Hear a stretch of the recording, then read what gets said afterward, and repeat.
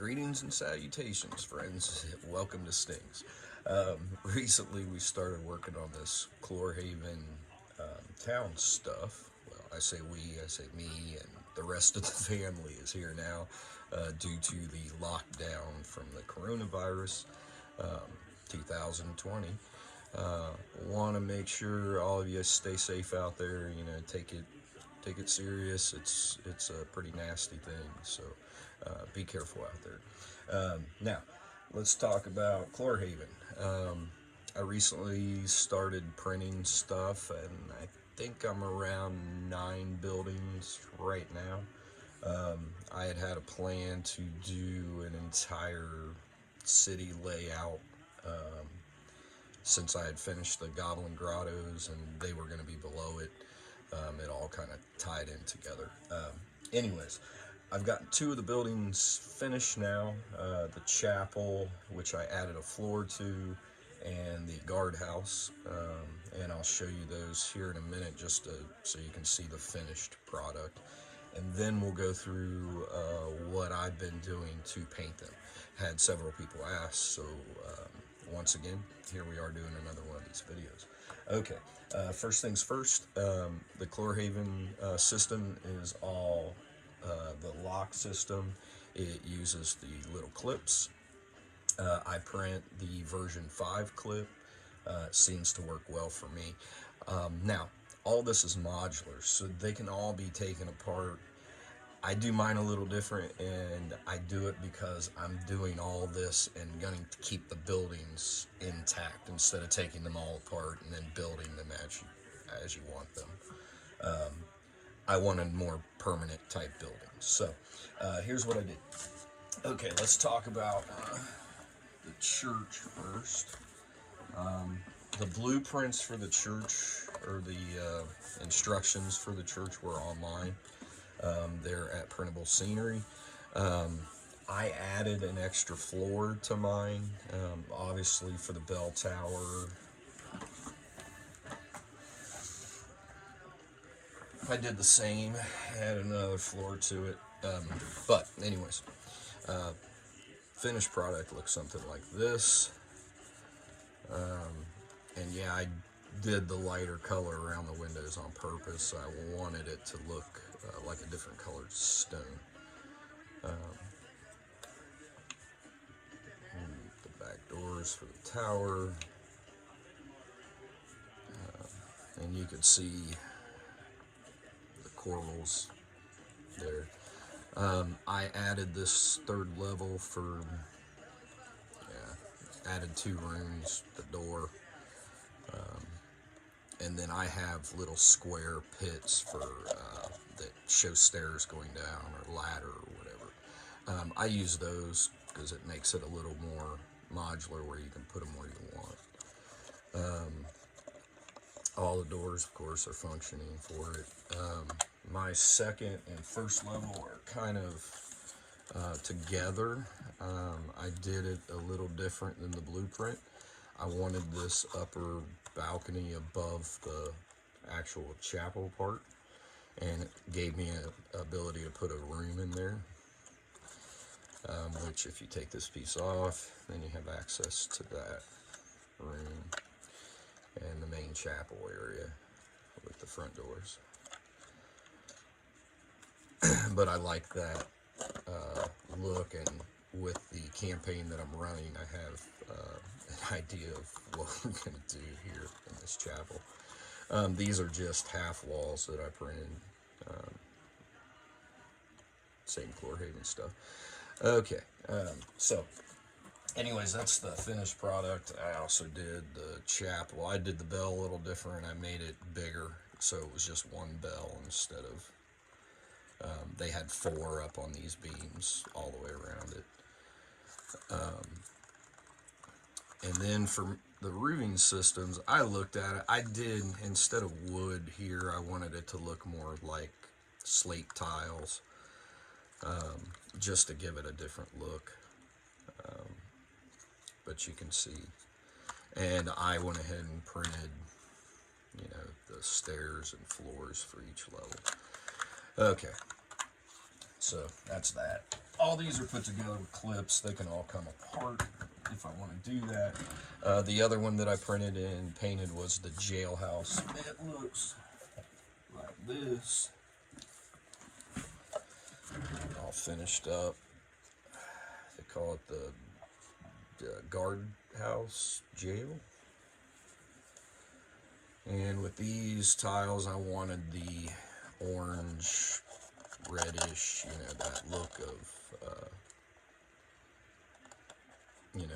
tile.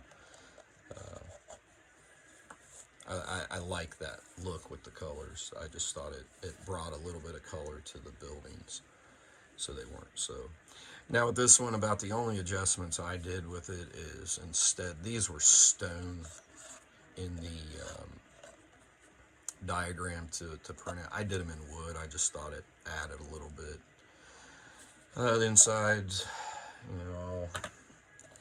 basically painted. And I really like the inside, how they had it designed. So I kept it pretty much exactly like theirs. I did add the little skeleton one though. I thought that was kind of cool. You can see I added some green and brown wash in there to make it look a bit dirtier. But that's basically it. It's kind of a oops I made. You can see that door there. When I put all these together, I put that door on backwards. This is supposed to be the actual locking mechanism and everything for the doors on the inside of the cell. I guess that's so they can lock themselves in. Anyways, not a big deal. I don't think anybody would notice if I didn't say anything, but yeah, that's how it turned out. And of course I did the sign there and door. I left the windows with the wood and stuff. I've seen others paint it as bars, but I kind of liked that look better. Okay, so now we're going to talk about painting these. Now, as I said, I did mine to stay together. It's all modular, so I could take these 9 buildings and take them apart. But instead, I wanted them more permanent. A lot of the campaign's going to take place in this city, so I wanted it, to be able to use it over and over again. So, truth be told, I could still take it apart, but I painted them together. Here's what I did. If you look at the bottom of this one's got something on it. This is felt, is all it is. What I did, what is that stuck on there? Anyways, it's just felt. I got it at Walmart. Got it at the Walmarts. But what I did was take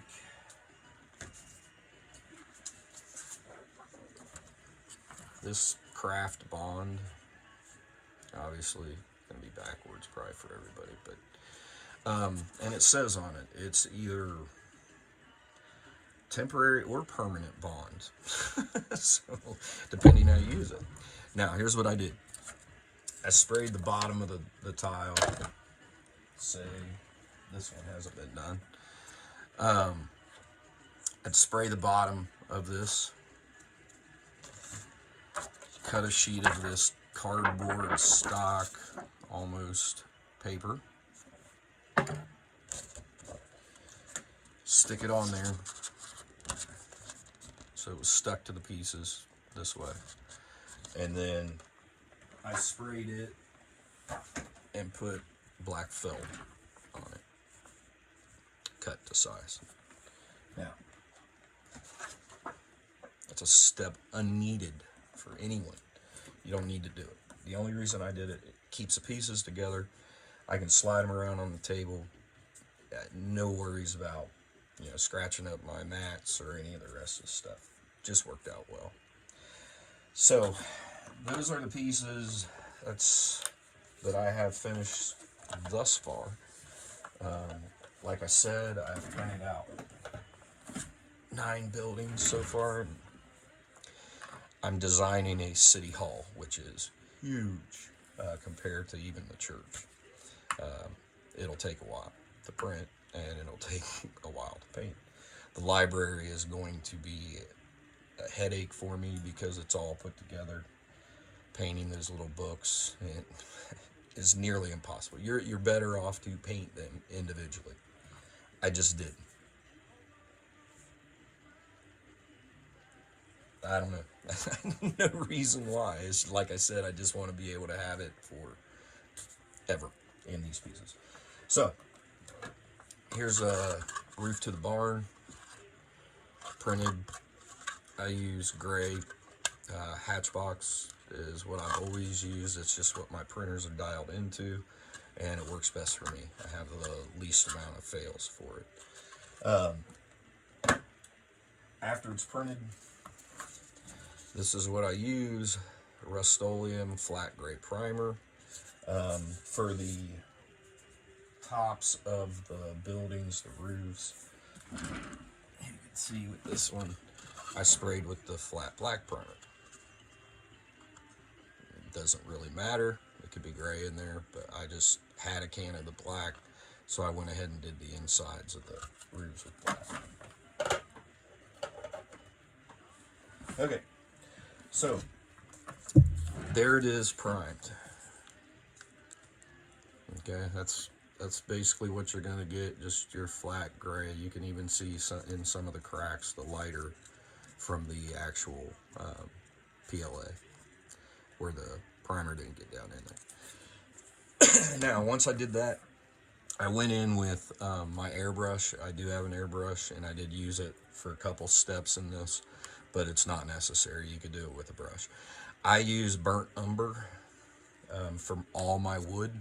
It's what I prefer. And with this gray primer, it seems to puddle in some of the deeper crevices, which gives it a darker appearance. And then on the lighter raised parts, it gives a little lighter. It really helps with shading the wood one coat. Perfect example, here it is sprayed on this piece. And you can see there's some of the gray still showing in there. And really all I did was just try to give it a good base of that burnt umber brown is what I end up using. So just covers some area, easy to get in those smaller crevices than it is, trying to get a brush in there and all that stuff. So it just gives you a good base, kind of with the gray on the buildings. The next step that I do to do the building colors is pretty simple. All the paints that I use are from Walmart. You can see them here. They are that folk art, and it's just matte finish for all these. First thing I did was take a medium gray. It is exactly what it's called, medium gray. And I took the bigger brush and hit the entire building. Now, I'm going to go ahead and do part of this so you can see it. And as you can see, I just have a sheet of glass that I use. So, and I got it heavy on the brush. We're going to turn it this way so you can see.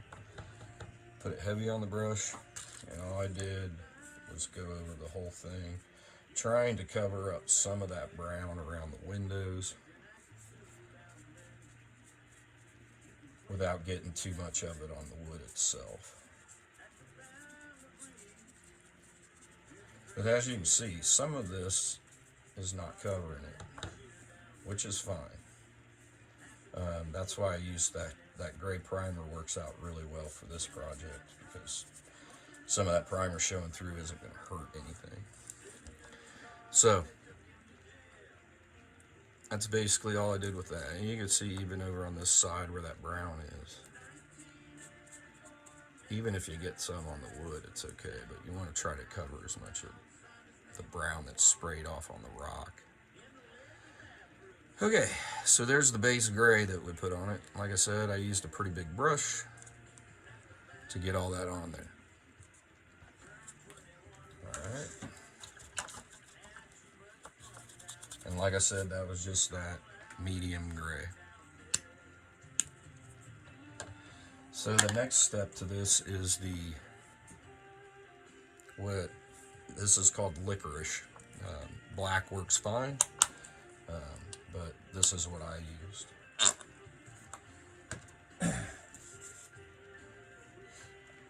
Now, this is a piece that I've already, this is a tavern piece. Now for the black, I go with this angled brush. Get it on the brush. And then you can see this is still wet, but it's not gonna bother it too much. So loaded the black paint on there. All I'm gonna do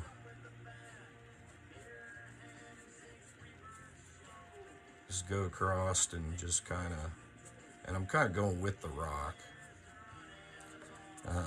It'll look like that. Pretty simple. So when that dries,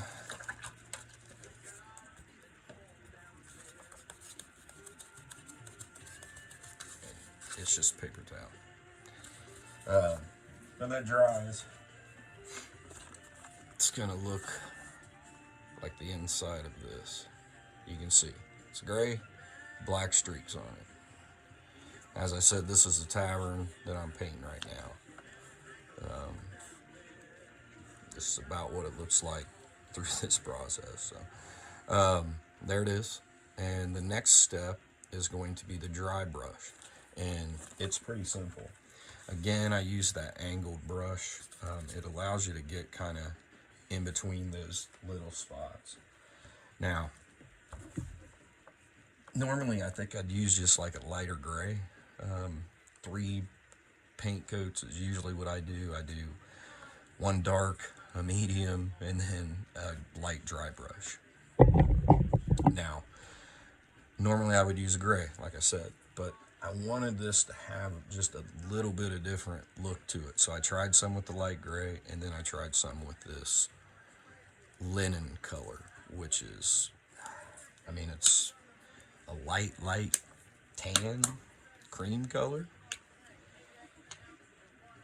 So putting it on there, you could see with the other ones, the color palette you're going to end up getting.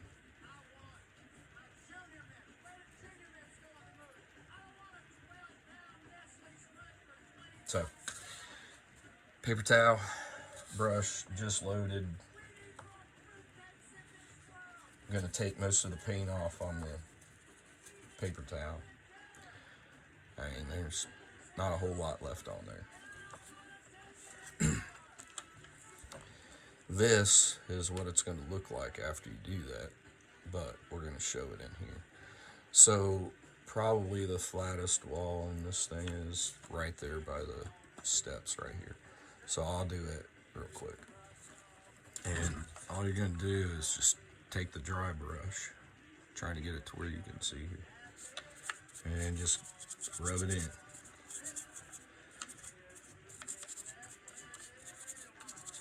And like I said, you gotta take a lot of that paint off, or it'll just cake up on there. But that's what you get if you get it right.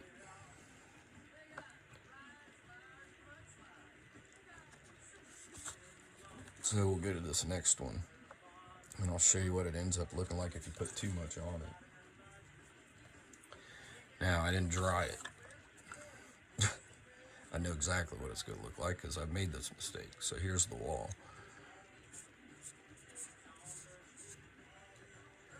Now, you can see, it just doesn't look as good as that wall does compared to what we did to that one. This is hard doing this backwards, to be honest. But you can see the difference right there. It looks like crap. So, in order to fix it, I could do it real quick because I made this mistake a couple of times. I just clean the brush off. I'll take some of this gray and put it right over top of it. And you can hide some of that white that way. There, looks much better now. Yeah, but you don't want to pile it on there too much. Like I said, you want to get that brush really dry. So, go from this tiger stripe looking stuff, add that dry brush, and it gets to that. And that's pretty much it. Now, for the wood, for me, I'm going to show it to you also on this video. And this is funny because it's pretty simple. A lot of people ask about it, and it's not real complicated to me. So it goes like this. Like I said, we use this linen here, and that leaves me these last 3. Now, it's 3 shades of brown. We got brown. We have coffee latte and coffee bean. I guess I have a theme going here. So, to do this, the wood is pretty simple. Like I said, I sprayed it with burnt umber with my my airbrush. Now, once I have that done, all I'm going to do is take a little bit of the coffee bean, which ends up being a milky brown looking color, and I dry it nearly like I did the dry brush. And all I'm going to do is just go over it here and there.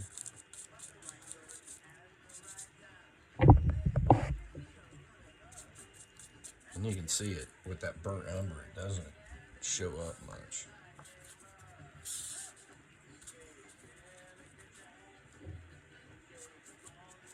But it adds just a little bit of color here and there. Now, usually what I do with this first coffee bean color is try to cover in any of the gray that has shown through that I missed with the burnt umber. So really, that's the focus that I'm trying to have here. And you can see there's gray up on that handle, or that top there. So, just gonna take this and cover some of that gray. And some of it will shine, come through, but that's okay, because that's what wood looks like when it's outside. So there, covered a bit of that gray with it. And that's pretty much it with that.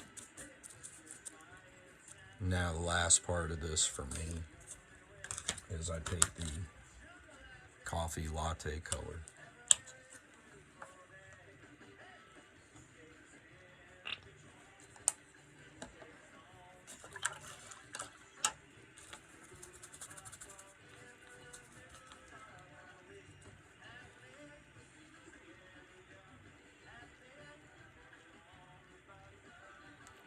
I'm going to take most of that off the brush so it's nearly dry. This is my dry brush coat.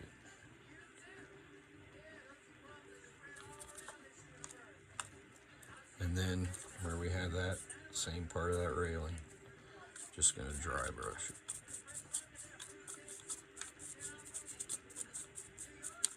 Get the high parts that make sense to be lighter. Leave the other ones alone.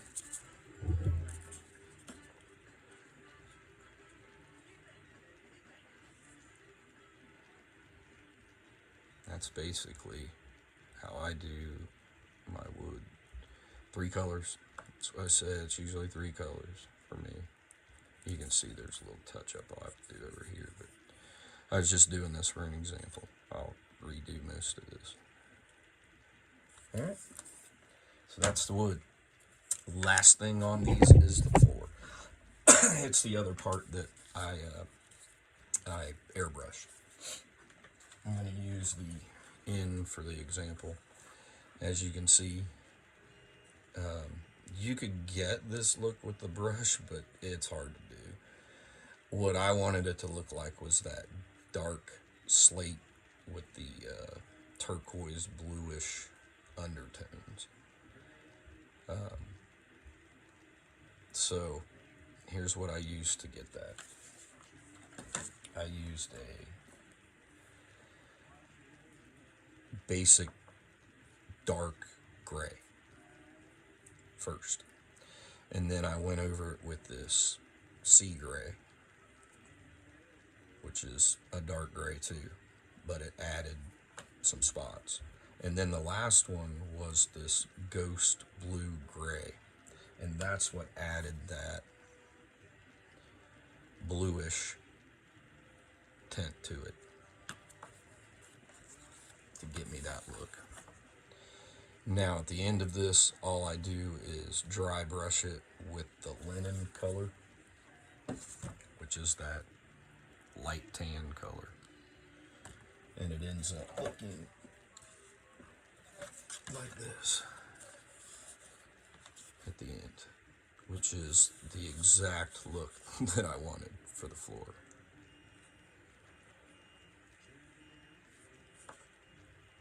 And it gives some color to inside the building. Now you don't see it a lot on the video, but you can, when you're sitting here at the table, you can definitely see the difference. The last thing I wanted to talk about on this video was the other way you could paint these. I messed around with it a little bit, but I wanted this 2-3 tone white, black, gray looking color. But I had these buildings before. They're just empty. You print out the pieces and glue them together. I had made a bunch of these, and if you could see the field stone at the bottom of this, I'm going to take the roof off. If you look at the field stone at the bottom of this, you can see that I did it different colors. And the truth is, the process is pretty much exactly the same that I did with these. Now, if you wanted to do these pieces and add in those other colors, all it takes is when you're doing this, that black streak layer, add in the other colors. A, light brown, dark brown, and maybe a lighter color, a white, or something to that extent. And all you do is the same streaks, same tiger stripe looking brush strokes. Because when you go back and dry brush over it, it'll bring all that together like this.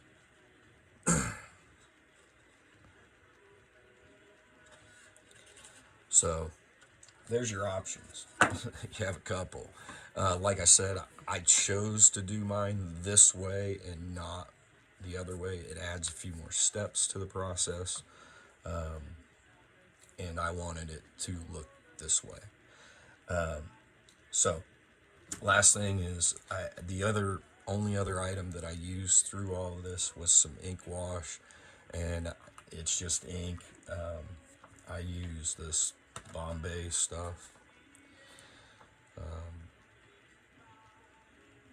and mix it with a thinner and use it as washes. It just takes, you gotta experiment with it to get it to that consistency you want, to where it's runny but still gives you some color. That's what I use in the bottom of the jailhouse for the greens there. And maybe once I'm finished with most of the buildings, I might go around and play and put a little wash at the bottoms of them, from traffic and, water splashing up and that kind of stuff. Most of the base of a building, the bottom of it's just a little bit dirty, darker than, the rest of it. That's doing some final stuff though, and by the time I finish 9 of these, I probably won't give a crap about that and move on with it. But this is where I'm at. The other, for the bell, I just use this metallic bronze stuff. 90% of the stuff, the terrain stuff, buildings and things that I print, I use this craft paint from Walmart, the big box store. It's what I use. It's cheap, it works, and then when I finish everything, I'll go out, I'll lay these out, and spray them all down with a clear coat flat varnish, just to protect them. And the only reason I do that is I've seen paint stuff chip off, but right now with the weather here, it's got to be drier before I can even attempt to do that. Plus, I got to get them all done. It'll probably be summer by the time I do, even with this lockdown. But happy painting to you.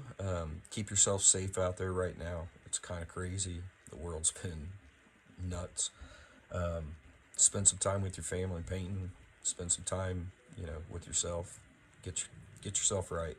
Have a great time. Good gaming to everybody, and take care of yourself. Peace.